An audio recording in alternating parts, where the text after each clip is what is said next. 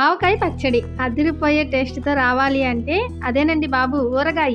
ఏ మామిడికాయలు కొనుక్కోవాలి, ఏ కారం కలుపుకోవాలి, టేస్ట్‌ని తెప్పించే మెయిన్ ఇంగ్రీడియెంట్ ఉప్పు. ఏ ఉప్పు వాడాలో, ఇంకా ఏదేది ఎంతెంత వేసుకోవాలో అనేది పక్కా కొలతలతో మీకు అర్థమయ్యేలాగా ఈ వీడియోలో చూపిస్తాను. ఈ వీడియో ఫుల్‌గా చూస్తే ఈజీగా కొత్త వాళ్ళైనా సరే అదిరిపోయేలా పచ్చడి పెట్టుకోవచ్చు. వేడి వేడి అన్నంలో ఈ ఆవకాయ వేసుకుని కాసంత నెయ్యి తగిలించి అలాగా కలిపి తింటాము. హాయ్ అండి, అందరికీ నమస్తే. వెల్కమ్ టు మై ఛానల్ పద్దు కుకింగ్ విత్ బ్యూటీస్. పచ్చడి ఏ రోజైతే పెడతామో ఆ రోజే మామిడికాయలు అయితే తెచ్చేస్తాము ఇంటికి. అంటే మా అత్త వాళ్ళ అమ్మ వాళ్ళకి చెట్లు ఉన్నాయి. సో మా మరిది దగ్గరుండి కాయలు కోసి తీసుకొస్తాడు అదే రోజు. మామిడికాయలు ఇంటికి రాగానే ఫస్ట్ మనం చేయాల్సిన పని బకెట్లో వాటర్ పోసి 1 గంట పాటు వాటర్లో నానపెట్టాలి. మనం ఎన్ని కాయలు అయితే పచ్చడి పెడుతున్నామో వాటిని. గంట అయిన తర్వాత ఇంకొక బకెట్లో వాటర్ తీసుకొని కాయల్ని ఇలా శుభ్రంగా కడుక్కోవాలి. పైన ఏ మంగు మచ్చలు కానీ, నల్ల మచ్చలు, ఈ సొన కానీ లేకుండా నీట్గా రుద్ది కడుక్కోవాలన్నమాట. ఇలా వీడియోలో చూపిస్తున్నట్టు ఇలా క్లీన్గా రుద్ది కడుక్కున్న మామిడికాయల్ని వేరే బకెట్లో వేసి మళ్ళీ కాటన్ క్లాత్తో క్లీన్ చేసుకొని ఫ్యాన్ కింద ఆరబెట్టేసుకోవాలి. ఇంకా ఇక్కడి నుండి చెమ్మ అనేదే లేకుండా చూసుకోవాలన్నమాట మామిడికాయలకి. ఇప్పుడు చెప్పేది చూపించేది అంతా కూడా పచ్చడి ప్రిపరేషన్ కోసం అయితే. పచ్చడి పెట్టుకునే ముందే ఏమేమి రెడీ చేసుకోవాలనేది ఈ వీడియోలోనే చెప్తాను. పచ్చడి ఎప్పుడు చిన్న రసాలతోనే పెట్టాలి, పుల్లగా ఉండాలన్నమాట మామిడికాయలు. కాయలు వారంలో వస్తాయి అనగానే మేము ఎండుమిరపకాయలు తీసుకొని దానికి తొడియాలు తీసి ఎండలో ఆరబెట్టి మిరప్పొడి అయితే కొట్టేసుకున్నాము. ఉప్పు విషయానికి వస్తే మనకి గల్లుప్పు ఉంటుంది కదా, దాన్ని ఎండలో ఎండబెట్టి మిక్సీ పట్టుకుంటే సరిపోతుంది. లేదంటే మనకి రెడీమేడ్గానే గల్లుప్పును పౌడర్తో ప్యాకెట్ అమ్ముతారు.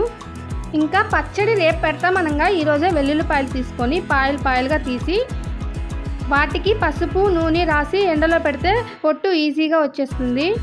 కాయలు బాగా తడి లేకుండా ఆరిన తర్వాత ఇలా మా మామయ్య గారు ముక్కలు కొడతా ఉన్నారు చూడండి. 25 ఏళ్ళుగా మా మామయ్య గారే ముక్కలు కొడతా ఉన్నారంట. ఇంకా మా అత్తమ్మ పచ్చడి పెడుతుంది. ఇక్కడ ప్రాసెస్ వచ్చి ముక్కలన్నీ కొట్టిన తర్వాత వాటికున్న టెంక తీసి దాని లోపల ఒక లేయర్ ఉంటుంది. ఆ లేయర్ కూడా తీసిన తర్వాత వాటిని మళ్ళీ కాటన్ క్లాత్తో తుడిచి మళ్ళీ ఫ్యాన్ కింద ఆరపెట్టాలి. ప్రతి ఇయర్ అందరికీ కలిపే మా అత్తమ్మ పచ్చడి పెట్టేది. ఈసారి నేను మా అమ్మ వాళ్ళకి తీసుకెళ్దామని చెప్పి నేను సపరేట్గా పెడుతున్నాను. నేను ఫస్ట్ టైం పచ్చడి పెట్టాను, చాలా బాగా కుదిరింది. ఇప్పుడు నేను చెప్పే మెజర్మెంట్ అయితే 4-5 ఉన్న ఒక చిన్న ఫ్యామిలీకి అయితే 15 కాయలు అయితే సరిపోతుంది. 1 ఇయర్ వరకు వస్తుంది పచ్చడి. నేను చాలాసార్లు యూట్యూబ్లోనో రీల్స్లోనో చూసి పచ్చడి పెడదాము అనుకుంటాను, కానీ నాకు మెజర్మెంట్ అర్థమయ్యేది కాదు. వాళ్ళు చూపించే సేర్లు గిన్నెలు అలాంటివి మీకోసం అర్థమయ్యేలా చెప్పాలనేసి నేను ఇక్కడ పెయింట్ డబ్బా 1 లీటర్ డబ్బా, ఇది కన్ఫ్యూజ్ లేకుండా ఇలాంటి డబ్బా తీసుకోండి. లేదంటే ఇలాంటి మెజర్మెంట్ ఉండేదే స్టీల్ గిన్నె అయినా ఏదైనా తీసుకోవచ్చు. 15 కాయలకి ముక్కలు కొడితే అవి పెద్ద ముక్కలైనా చిన్న ముక్కలైనా 4 డబ్బాలు వస్తాయి. వీటిని మళ్ళీ గాలికి ఆరపెట్టాలి తేమ లేకుండా.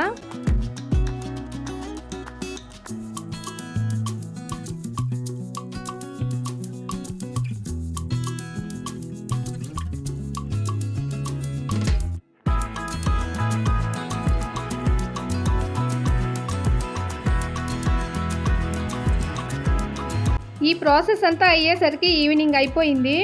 15 కాయలకి అంటే 4 డబ్బాలకి పచ్చడి కలపాలంటే ముందు ఇలాంటి పెద్ద గిన్నె ఒకటి తీసుకోవాలి. అందులో 2 స్పూన్ల పసుపు, ఈ కారం వచ్చేసి 1/2 కేజీ కారం పడుతుంది. ఈ గ్లాస్ వచ్చేసి 1/4 కేజీ అనమాట, 1/4 కేజీ గ్లాసు. 1/4 కేజీ గ్లాస్ కొలత చూపించమంటే మీకోసం చూపిస్తాను మా అత్తమ్మ. ఉప్పు కూడా అంతే, సేమ్ మెజర్మెంటే. 2 గ్లాసులు ఉప్పు పడుతుంది, అంటే 1/2 కేజీ ఉప్పు అనమాట.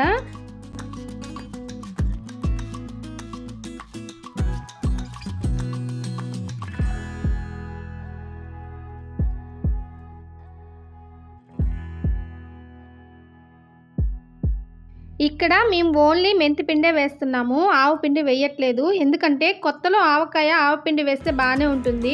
మనసు గడిచే కొద్దీ పచ్చడి ఆవపిండి వాసన వస్తుంది.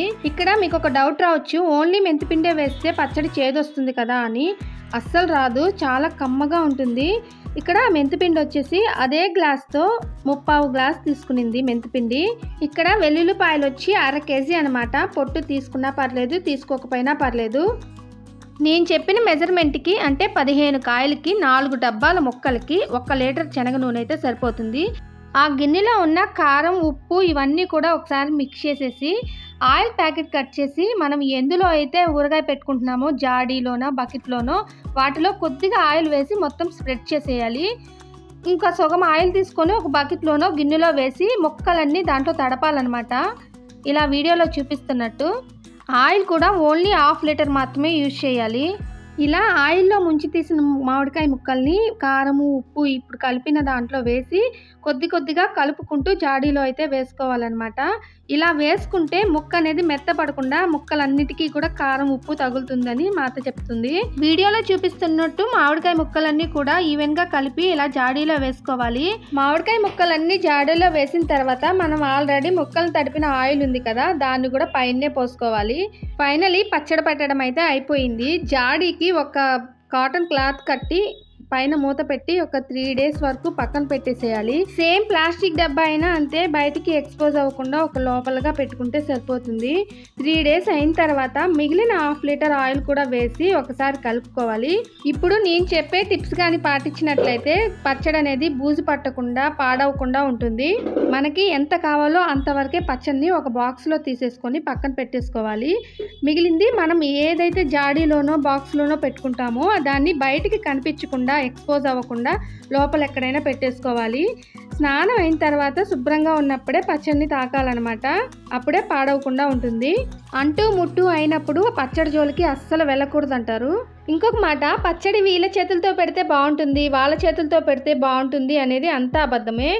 పక్కా కొలతలు తెలుసుంటే ఎవ్వరు పెట్టినా బాగుంటుంది పచ్చడి. ఈ సంవత్సరము దగ్గరుండి మా అత్త నా చేతితో పెట్టించింది ఈ పచ్చడి.